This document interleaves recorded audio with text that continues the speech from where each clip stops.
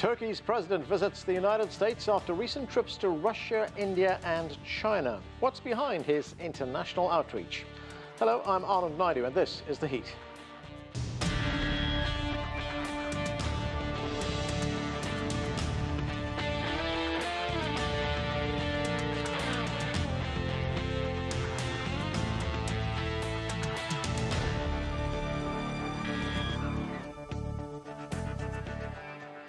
Just less than a year after beating back a coup attempt and weeks after winning a referendum that gives him more executive powers, Turkey's President Recep Tayyip Erdogan is visiting with major world leaders. He was in Washington this week, where he met with US President Donald Trump at the White House. Both leaders expressed support for bilateral ties between their countries and a commitment to defeating ISIL. We support Turkey in the first fight against terror and terror groups like ISIS and the PKK, and ensure they have no safe quarter, the terror groups. We also appreciate Turkey's leadership in seeking an end to the horrific killing in Syria. However, one area of contention between the leaders is the US decision to arm the Kurdish YPG militia group fighting ISIL in Syria. Turkey considers the YPG part of the Kurdistan Workers Party, also known as the PKK, that it has labeled a terrorist organization. There's no place for the terrorist organizations in the future of our region. Taking YPG and PYD in the region to consideration in the region will never be accepted, and it is going to be against a global agreement that we have reached. President Erdogan also recently visited China, India and Russia. Let's get to our panel right now. Joining me is Aykan Erdemir. He's a former member of the Turkish Parliament. And also with us here in the studio is Joshua Walker. He is a non-resident fellow at the German Marshall Fund. Welcome to both of you to the show. Aykan, let's start with this meeting with President Trump. The mood and tone of the meeting seemed to be very positive, friendly. What did the meeting accomplish? You know, Erdogan is a shrewd politician, so he had realistic, that is, limited expectations in the run-up to this trip. He knew that there wouldn't be concrete deliverables vis-a-vis the US arming of the YPG or lenient treatment of the Turkish-Iranian sanctions buster Reza Zarrab. So I think President Erdogan approached this as a photo opportunity, something that would boost his image back at home and also grant him further legitimacy in the aftermath of the contentious referendum of April 16th, which was accused of ballot box rigging. So the photo op was there. It was a warm photo. If you check Turkish media today, it was covered very positively. You know, Erdogan has a strong control over the Turkish media. So I think from Erdogan's point of view, this was a successful visit. Is there a feeling, do you think there'd be a feeling with the delegation that came here that that referendum now has an international stamp of approval? You know, Erdogan talked about turning the tide here when he came here. So does he feel that, well, I've got legitimacy now? In the immediate aftermath of the referendum, Erdogan was in dire straits. There was the OSCE report, and until President Trump gave Erdogan a phone call, Erdogan wasn't doing that well because, especially in the West, there wasn't much recognition of the legitimacy of the referendum. And now I think this finalizes as what you call the stamp. That is, now that there is a photo op in Washington, D.C., I think Erdogan now feels more confident, and I think now he believes that he can go forward with the transition, because he now has until November 2019, roughly a 2-year transition into an executive presidential system where he monopolizes executive, judicial, and legislative power. Joshua, how did the two sides get around the issue of the YPG? The United States decides to arm the group. Turkey considers that group a terrorist group. Well, they didn't get around it. Clearly, right before the visit, the Trump administration put out the notice that they were going to be arming the Kurds and that this is the way the administration was. As Aykan has already mentioned, I think the Turkish delegation came in with limited expectations. I don't think they genuinely thought they could change the president's mind, but they hoped that maybe by swallowing their pride and by playing nice, the expected showdown in Washington was not going to happen. Many of us expected there to be fireworks. There were none of the above. In some ways, the entire trip, entire visit was completely overshadowed by the scandals and the Russian leak here in Washington. Right. But looking more broadly at what Turkey is doing and what the United States is doing in Syria, both these countries are on the same side. How important was this meeting and this relationship in fighting ISIL? It was kind of an important first step. Clearly, Turkey and the U.S. are not on the same page. Turkey has been flirting with the Russian and Iranian proposals in Syria, which is very strange given that they are pro-Assad and Turkey's been anti-Assad. But in the short term, the U.S. has made a decision to go with the short-term solution in terms of the Kurds, as opposed to its long-term strategic ally, Turkey. So there is clearly some cognitive dissonance here. And the question is, how do we move forward from there? It doesn't seem to me that there was any solution offered yesterday, but at the same time, maybe this sets the stage. Maybe the first of many of these meetings, if there's some type of relationship that can be built between Erdogan and Trump, maybe the U.S. and Turkey can overcome this divide. But it didn't seem very promising based on what we've seen so far. Okay, well, joining us now from our newsroom is Ali Cinar. He is president of the Turkish Heritage Foundation. Ali, welcome to the show. We're talking here about the visit by President Erdogan to the United States.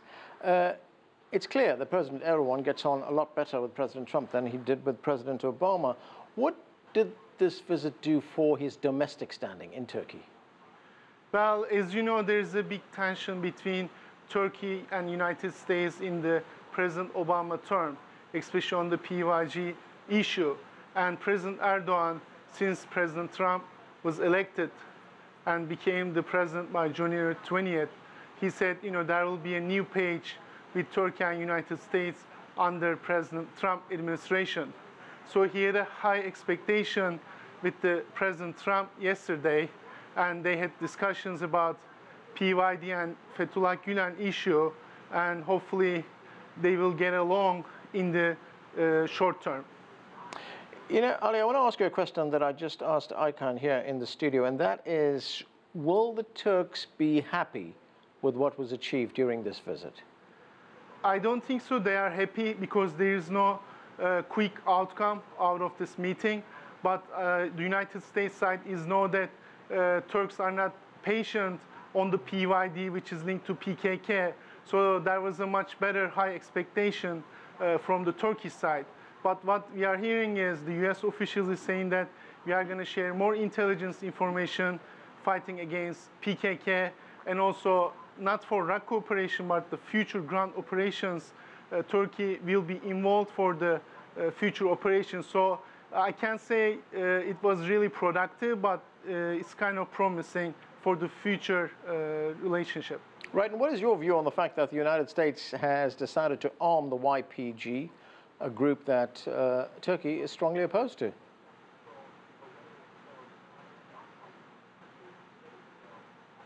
Ali, can you repeat, please? Yeah. So what is your view on the fact that the United States has decided to arm the YPG militia? That is something, a group rather, that Turkey is strongly opposed to.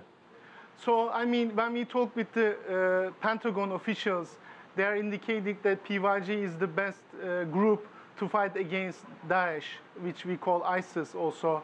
And the Turkish officials is indicating that, Turkish army is strong. We could help more, not using PYD.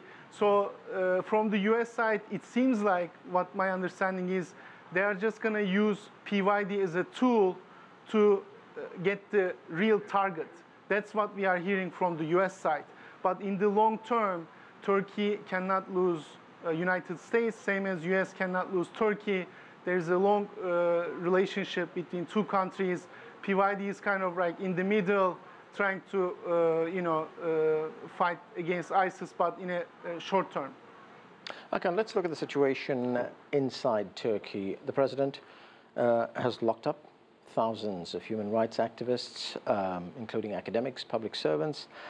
Can that continue? Will it continue after these meetings with international leaders? In the run-up to the April referendum, the mood, both in Washington and in Brussels, was that once Erdogan gets his mandate with the referendum, things would cool down a bit, and Erdogan would be more understanding and magnanimous, and Turkey would be on the path to normalization. I disagreed with many of my colleagues, both on the US and on the EU end. I expected Erdogan finally getting rid of the remaining checks and balances would double down on the crackdown. Now, since April, we have observed that there have been more purges, more arrests, more shuttered media. I think the trend will continue. So Turkey, on the political side of things, will descend further into authoritarianism. Now, when it comes to the economy, it will be a slightly different picture because the Turkish economy needs basically the steroids. It's at this point is hooked up on the steroids, and we have to keep in mind that until November 2019, until the presidential election, President Erdogan needs to maintain the economy going.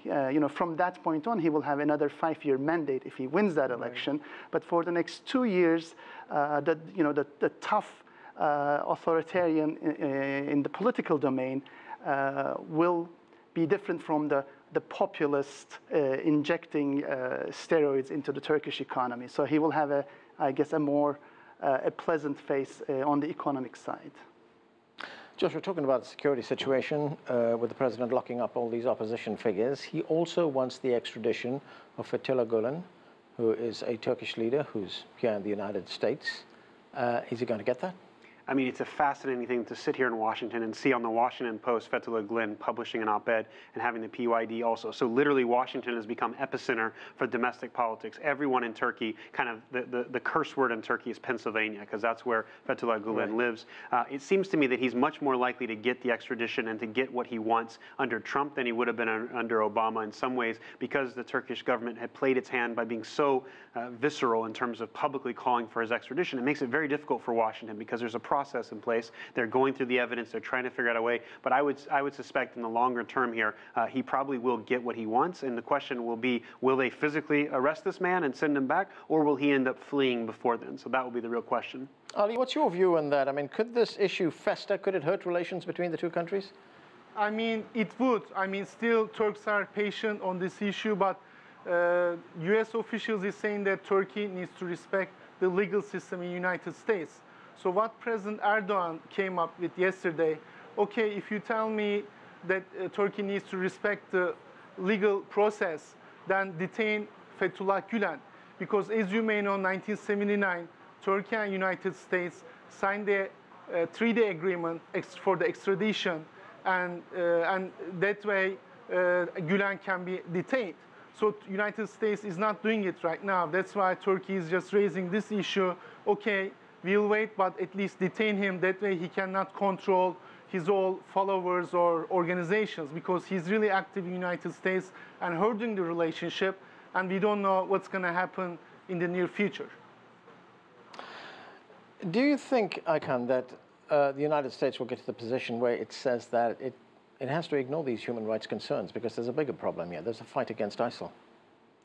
No, I think under Trump's presidency, human rights issues are on the back burner. And he has made that clear. He is more a transactional politician. And I think we have a match here because Erdogan, too, is a transactional politician. What we're seeing with President Erdogan is Turkey is pivoting away both from the transatlantic values and the transatlantic alliance. And Turkey is turning what used to be a strategic relationship, a partnership with the US, into a transactional, pragmatic relationship. So at that level, I think we will continue to see almost bilateral relations between two business persons. And when it comes to the human rights issue, I think we will continue to see the legislative side and the civil society side more involved in this on the US side. For example, there is a lot of concern at the Tom Lantos Human Rights Commission, at the US Helsinki Commission. There have been letters by Congress people, by senators, and we will continue to see kind of a robust criticism of Turkey from the US's legislative side, media, and NGOs. But I think when it comes to the executive, we will see that it will be pragmatism that rules the day.